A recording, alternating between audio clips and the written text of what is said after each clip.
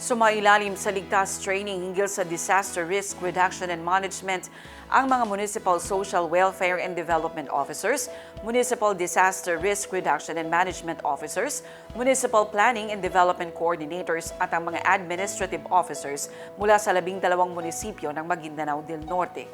Ang pagsasanay ay inorganisa ng MSSD Maguindanao del Norte. Ang Partners in Peace and Progress story mula kay Naphtali Velarde. Nagsagawa ang Ministry of Social Services and Development Maguindanao del Norte ng Ligtas Pamilya, Conduct of Ligtas Training of the Trainers on Disaster Risk Reduction and Management noong ika-26 hanggang 28 ng Enero 2026 sa Davao City.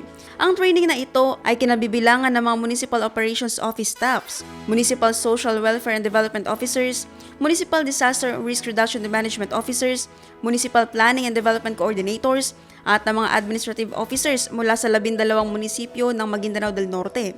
Tinalakay ng MSSD Regional Office ang mahalagang paksa tulad ng session on IDP law at overview on IPART. Habang nagbigay ng inputs sa Information, Education and Communication, ang Provincial Disaster Risk Reduction and Management Office at ang Basic Life Support Session na pinangunahan ng Integrated Provincial Health Office, na nagdalayong mahasa ang kakayahan ng mga kalahok sa pagbibigay ng paunang lunas sa oras ng emergency.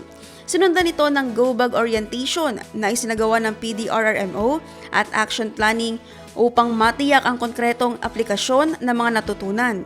Layunin ng pagsasanay na ito ayon sa Ministry na palakasin ang kaalaman, kakayahan at kahandaan ng mga Municipal Operations Offices ng Maguindanao del Norte sa usapin ng Disaster Risk Reduction and Management, partikular sa proteksyon ng mga pamilya at komunidad sa panahon ng sakuna at emergency.